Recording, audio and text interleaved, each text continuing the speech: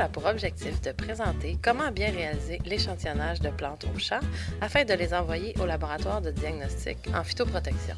Cette capsule est réalisée grâce au réseau Innovagrain ainsi qu'aux membres du comité sur les maladies en grande culture du RAP Grande Culture.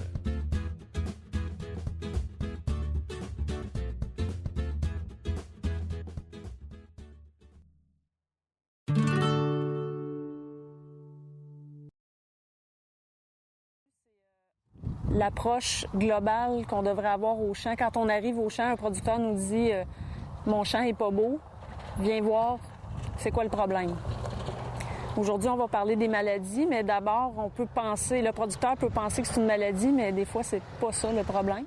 Le diagnostic d'un problème phytosanitaire se réalise selon une démarche précise. Ce schéma résume les étapes d'une démarche diagnostique complète. Après avoir recueilli les informations pertinentes sur le champ, il y a plusieurs observations à faire sur le terrain ainsi que des questions à poser aux producteurs. Dans certains cas, des analyses de laboratoire ou autres tests pourront être requis. Il ne faut pas hésiter à faire appel à des personnes ressources et consulter des références pour valider son diagnostic et faire ses recommandations. Les problèmes phytosanitaires qu'on peut rencontrer dans les champs, on peut les classer dans deux grandes catégories, parasitaires, non parasitaires. Donc, dans les problèmes parasitaires, on va parler de problèmes associés à des maladies comme causées par des champignons, des virus, des bactéries ou des ravageurs, insectes, acariens, par exemple. Dans les problèmes non parasitaires, on parle de problèmes dus à de la régie culturelle, par exemple, phytotoxicité due à un pesticide. Ça peut être aussi des problèmes reliés au climat, comme le gel, le surplus d'eau, la sécheresse ou la grêle. Donc, c'est les deux grandes catégories. Le matériel dont on a besoin pour faire le diagnostic au champ, qu'on devrait avoir à portée de main, premièrement, une glacière avec une bouteille d'eau congelée pour garder au frais le temps que les échantillons sont dans la voiture. Si possible, ça peut être pratique d'avoir un pH-mètre. Évidemment, caméra ou téléphone cellulaire qui sert de caméra pour prendre des photos non seulement des symptômes qu'on retrouve sur les plantes, mais aussi les photos des plantes saines et affectées et la distribution du problème à l'échelle du champ. Également, les téléphones peuvent servir aussi de GPS pour prendre des localisations des problèmes. Pour localiser les problèmes, on pourrait aussi tout simplement poser des drapeaux dans le champ. Afin d'examiner des symptômes de plus près, on peut travailler avec une loupe. C'est très utile pour, par exemple, identifier des insectes, mais aussi déterminer si des taches foliaires sont parasitaires ou non parasitaires. Donc, on peut les regarder de plus près avec la loupe. On a aussi une pelle qui va servir pour déterrer des plants. À la limite, ça peut même nous servir pour prendre des échantillons de sol si on n'a pas de sonde avec nous. Toutes sortes de contenants, des sacs de différentes grosseurs, des pots pour des insectes, par exemple, avec un bon marqueur indélébile là, afin de bien identifier nos échantillons. Et autre chose qu'on devrait avoir à portée de main, peut-être dans l'auto, parce que ça prend de la place, c'est toutes sortes de guides. La première chose à faire, c'est vraiment de prendre le temps de regarder quelle est la distribution du problème. Avant ça même, on devrait poser des questions aux producteurs. Depuis quand le problème est présent? Est-ce que c'est la première fois que ça arrive dans ce champ-là? Est-ce que le problème est apparu graduellement ou soudainement? Et voir aussi, est-ce qu'il y a plus qu'un cultivar dans le champ? Et si oui, est-ce qu'ils sont affectés de la même façon? Et quand on regarde au niveau des dommages là, à l'échelle du champ, c'est d'essayer d'estimer quel est le pourcentage de la superficie qui est affectée. Quand on arrive dans le champ, la première chose à faire, c'est d'observer la distribution des problèmes à l'échelle du champ. Par exemple, on peut se demander, est-ce que les plants affectés sont dans le sens des rangs ou dans le sens du travail de la machinerie? Ici, on voit que c'est pas le cas. Si c'est le cas, ça peut être des problèmes qui sont reliés aux opérations culturelles.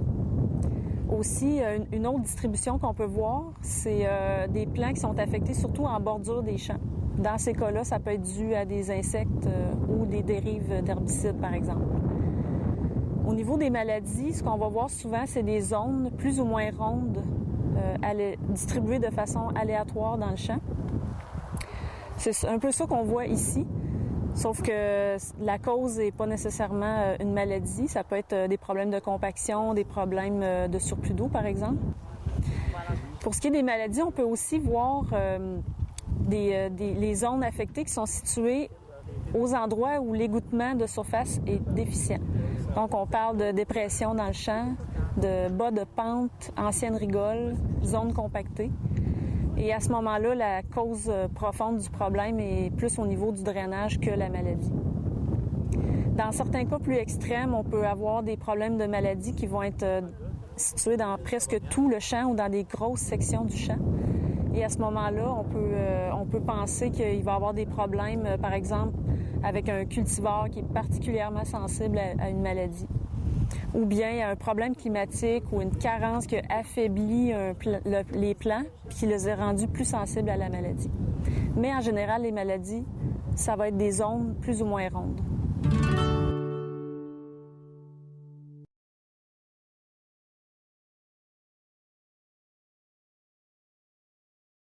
Okay. Donc ici, nous sommes dans une parcelle de céréales. On va faire un prélèvement pour observer les racines. Ce qui est important quand on fait des prélèvements, autant pour observer sur place à la ferme que pour envoyer au lab de diagnostic, c'est qu'il faut prendre des plantes dans des zones où les plantes ont l'air en parfaite santé, puis d'autres dans des zones où les plantes ont l'air d'avoir des problèmes. C'est important d'avoir un comparatif là, pour faire les analyses. Donc ici, je vous montre un peu comment on prélève. C'est comme si on voulait transplanter les plantes aussi, sans briser les racines là, ou en les brisant le moins possible. Donc, avec la pelle, on va enfoncer là, pour ramasser une motte sur le rang. Bon, ici, c'est des céréales. C'est sûr qu'on va avoir plusieurs plants d'un coup. Et on va remarquer aussi que c'est plus facile parce que les racines sont moins profondes. Donc, on voit ici qu'on a une motte avec plusieurs paquets de plants. Là. Bon, il y en a il y a du talage de fait aussi, mais on peut défaire un peu la motte là, pour apporter à l'observation à la ferme. Donc, ici, on voit, là, j'ai enlevé le surplus de terre, puis on peut mettre ça dans les sacs là, pour apporter. Donc, on a nos échantillons. C'est sûr, là, ici, je vais prendre les plants de la même motte, mais c'est important de faire des prélèvements à différents endroits là, dans le champ où on voit des problèmes ou encore où les plantes sont en santé pour avoir une certaine variabilité d'échantillonnage. Donc, j'enlève là, un peu le surplus de terre et puis cet échantillon-là est prêt pour le lavage tout à l'heure. Donc, maintenant, si on fait un prélèvement pour le lab de diagnostic pour envoyer par la poste, donc on va prendre une motte, là, puis on va la garder au complet pour faire l'emballage là, de l'échantillon.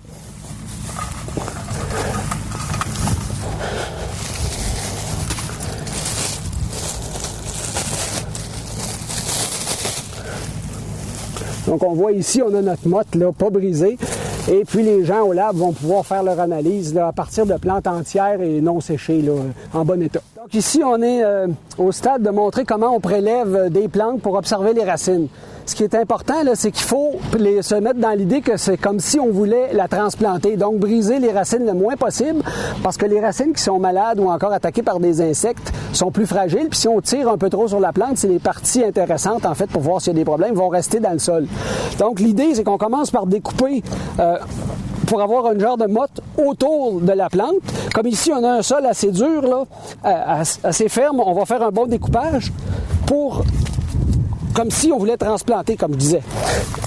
Là, on prélève la motte, et puis comme c'est dans ce cas-ci pour une observation à la ferme, on peut se permettre d'effriter là, les motons de sol qui sont en surface là, ou à l'extérieur de la motte. Quand on commence à voir les racines, on peut dire qu'on est pas mal rendu, je veux dire, à un échantillon de la bonne taille pour mettre dans le sac, puis apporter là, pour le stade de lavage de la plante. Donc on met ça... pour apporter au lavage à la ferme tantôt. Ça, c'est la méthode de prélever pour observer sur place, à la ferme. Ensuite, si on veut garder l'échantillon pour envoyer au lab de diagnostic, bien, on garde la motte en entier pour être certain de ne pas briser là, ou de ne pas perdre de racines du tout, puis de donner la chance que les racines qui contiennent des agents pathogènes, ils ne sèchent pas. Fait que c'est un peu ça le prélèvement pour les racines.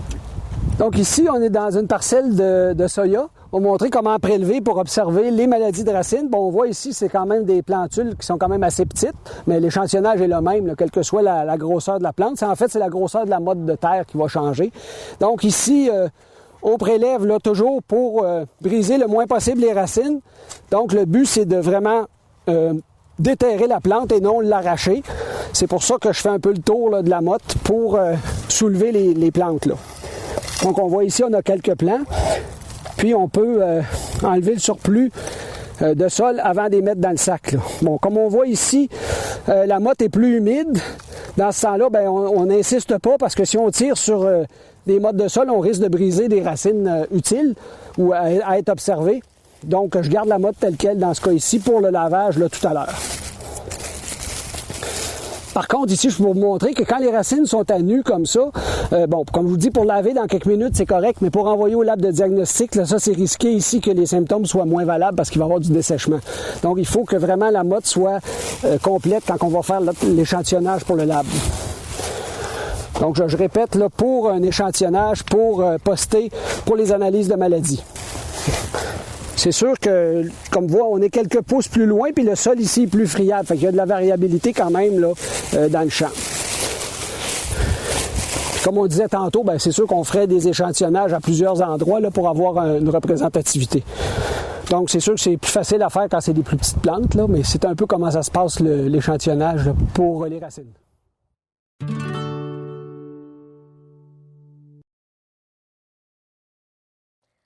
Lorsque vous faites parvenir un échantillon laboratoire, l'échantillon idéal serait de nous faire parvenir quelques plantes entières qui possèdent les symptômes que vous avez observés au champ.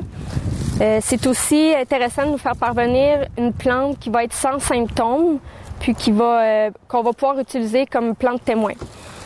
C'est aussi très important de ne pas nettoyer les plantes avec de l'eau au champ lorsque vous voulez nous les envoyer. Il faut aussi éviter de les blesser et de les sectionner. Ça accélère la détérioration de l'échantillon. Comme ici, lorsque vous récoltez votre plante au champ, vous la mettez dans un sac de plastique. Toujours bien important de conserver la motte racinaire la plus intacte possible avec le sol. Ce qu'on va faire, c'est qu'on va attacher la motte racinaire au collet de la plante, assez serré, pour s'assurer que le sol ne contamine pas les parties aériennes de l'échantillon. Donc, un coup qu'on a attaché comme il faut nos plantes, on va les mettre dans un plus grand sac en plastique, comme ça, qu'on va fermer encore une fois avec des attaches ou un élastique ou simplement en faisant un nœud. C'est à votre choix. L'important, c'est vraiment de choisir un sac en plastique qui va empêcher la plante de flétrir puis d'arriver au laboratoire là, en mauvais état. Donc, un coup que vous avez prélevé et emballé l'échantillon, si vous ne prévoyez pas faire l'envoi immédiatement, il faut conserver l'échantillon au froid dans une glacière. On peut mettre des ice packs ou des bouteilles d'eau congelées comme ça dans la glacière, comme ça on s'assure que ça va rester froid. Puis on conserve l'échantillon dans l'auto. Il faut tout simplement éviter qu'il soit soumis à des trop grands écarts de température. Par la suite, il faut aller remplir la demande d'analyse via le site Internet du laboratoire de diagnostic en phytoprotection du MAPAC. Donc, vous allez avoir un formulaire à remplir. Ici, c'est une version papier, mais c'est sur votre ordinateur que vous allez remplir ça. Le formulaire, il y a plusieurs questions, il y a des petites cases à cocher. Dans le fond, le plus d'informations que vous allez écrire sur le formulaire, ça va nous permettre au laboratoire de faire un diagnostic complet et précis. C'est bien important aussi de nous inscrire certaines informations comme les précédents culturaux, les applications qui ont été faites au champ. C'est toutes des informations qui sont importantes. Lorsque vous prévoyez faire l'envoi de votre échantillon, il faut choisir une boîte qui va être solide, puis il faut aussi s'assurer de stabiliser l'échantillon dans la boîte pour pas qu'il soit trop brassé lors du transport. Il faut aussi s'assurer de faire affaire avec une compagnie de livraison qui va livrer le colis dans moins de 24 heures. Il faut que ce soit rapide pour pas que l'échantillon dépérisse trop en arrivant au laboratoire. Lorsque vous faites votre demande d'analyse, ça peut être aussi intéressant de nous faire parvenir des photos qui vont nous montrer une vue d'ensemble des champs ou les plantes lorsque vous les avez prélevées. Vous pouvez les joindre à la demande d'analyse ou nous les faire parvenir directement par courriel. Puis il ne faut pas oublier que dans le fond, le plus d'informations que vous nous transmettez au laboratoire, plus que le diagnostic final pourra être précis et complet. Cette capsule a permis de voir les aspects importants afin de mener à terme un diagnostic de problèmes phytosanitaires. Rappelons-nous que le diagnostic au champ est un travail d'équipe qui débute au champ et qui permet de bien surveiller la santé des cultures. Il est important de remercier le réseau Innovagrin pour la réalisation de cette capsule, le Centre de ressources pédagogiques de la Faculté des sciences de l'agriculture et de l'alimentation pour le soutien technique, les membres du Comité sur les maladies en grande culture durable, Grande Culture, ainsi que le CEROM.